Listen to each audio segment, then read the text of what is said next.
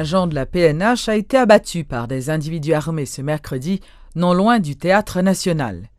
Toujours à Port-au-Prince, des hommes à moto ont ouvert le feu sur des marchands qui se trouvaient au centre-ville, faisant un mort et plusieurs blessés. Les sénateurs ne sont toujours pas parvenus à élire un président en remplacement de Jocelyn Privert.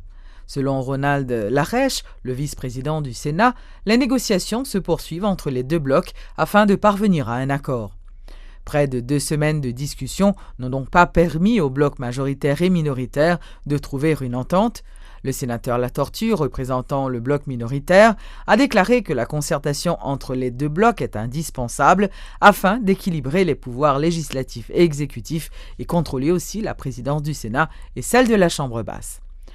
Il y a un accord qui a été signé le 5 février. Et cet accord est traversé de long en large par un mot qu'on appelle le consensus. Quand on parle de consensus, c'est plusieurs secteurs qui mettent ensemble qui vous font consensus là. Accord là, l'Ivlet dit que ce soit, je dirais le pouvoir, que ce soit les secteurs le secteur politique, que ce soit la société civile, que ce soit le Parlement, il est supposé jouer un consensus pour former un gouvernement. D'ailleurs, ou encore, pas qu'à faire sans consensus, c'est ça, ce même consensus qui a permis au président Privert d'être aujourd'hui président provisoire de la République. Cela veut dire quoi? Cela veut dire que le groupe minoritaire demande que l'accord soit scrupuleusement respecté. Le groupe minoritaire demande que le consensus soit trouvé dans toutes les actions, dans tous les actes qu'on aura posés. La position du groupe minoritaire, tout simplement, il veut faire quoi que, au consensus accouché, présidence provisoire là, présidence provisoire là supposée être au-dessus de la mêlée. Il n'est pas supposé positionner, il n'est pas supposé renforcer sa chapelle.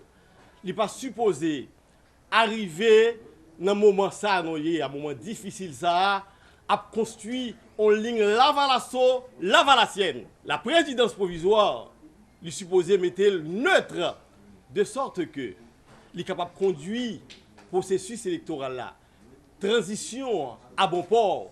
Parce que si déjà, et c'est le cas, le président Privert se positionne, le président Privert montre à tout le monde là où il se trouve, montre à tout le monde qu'il appuie sa chapelle, son secteur, cela veut dire que il y aura méfiance, n'est-ce pas, dans les autres camps.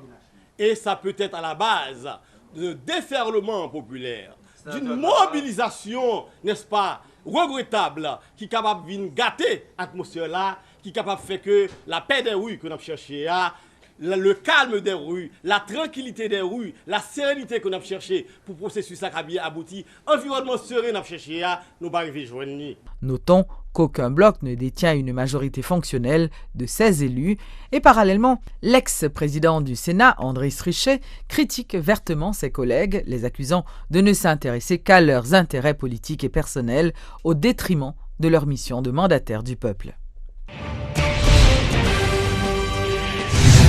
Le professeur Auguste Desmézas dit être en faveur d'une conférence nationale qui permettrait de donner un nouvel élan au pays. L'analyste politique, qui était invité à la rubrique Le Point ce mercredi, a qualifié le système politique actuel de corrompu et d'inégalitaire. Cette société s'amuse à gratifier ceux et celles qui dilapident les fonds publics, qui arrivent à occuper un espace.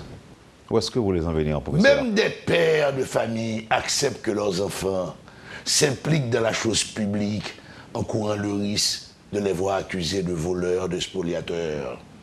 Et après ça, les pères sont vexés qu'on parle de leurs enfants. Avec une société où le vol vaut la Volvo, je dois faire un deuxième coup, parce que la Honda ne va pas rester à la mode tout le temps. Il faut que j'achète un tête-bœuf, il faut que j'achète une Prado, il faut que j'achète une Mercedes. Donc je suis en situation de corrompu en permanence. La majorité des députés et des sénateurs se gaussent à la radio pour dire que nous sommes des hommes d'État. Et en tant qu'hommes d'État, nous devons prendre la décision. Mais je constate qu'après chaque décision, le statut financier de cet homme d'État connaît une légère ou une profonde fluctuation. Fluctuation à la baisse ou à la hausse? À la hausse. La question qu'il faut se poser maintenant, quels sont les vrais problèmes de cette société? Vous les connaissez, vous les avez identifiés? Nous avons, je crois que les indicateurs macroéconomiques... Vous avez parlé de la corruption qui pourrait être... Non, moi je crois que la première crise d'Haïti est une crise morale, une crise éthique. Comme l'impunité est la règle, personne n'est jugé, personne n'est condamné. Donc nous avons fait d'impunité à partir de ce moment, Nègre arrivé, dit ben vous savez pas pourquoi blanc. Il y a des gens au Parlement qui savent très bien qu'ils n'auraient jamais dû être là. Non seulement, ils sont là, ils sont élus et sur le gain de caisse. Pour retourner à la simple éternelle question, est-ce qu'on doit avoir des élections? Moi, personnellement, je dirais qu'il est temps de faire une pause et de mettre de l'ordre. Est-ce que ça veut dire... Il nous faut cette conférence nationale.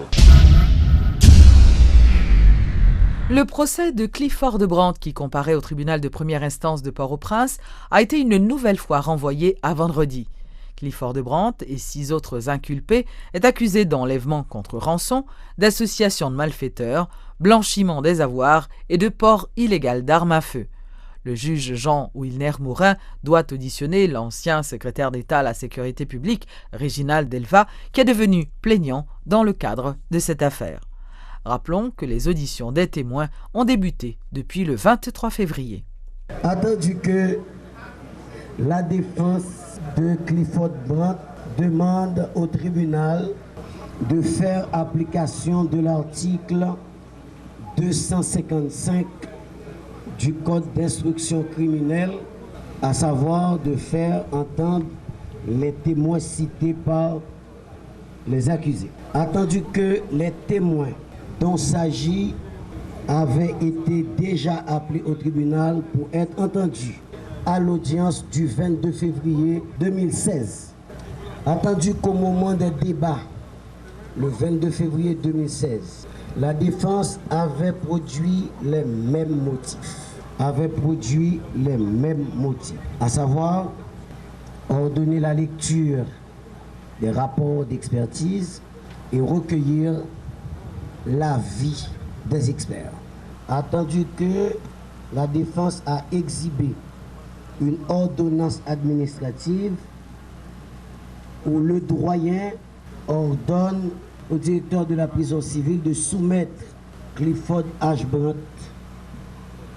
de prendre les mesures pour soumettre l'accusé Clifford H. Brandt à des examens médicaux. Attendu que le doyen n'était pas juge d'instruction, donc n'était pas en charge du dossier. Encore plus que cette ordonnance n'avait pas été communiquée au parquet. Par ces motifs, le tribunal rejette la demande de la défense, maintient dans toute sa forme et teneur la décision avant dire droit du 22 février 2016.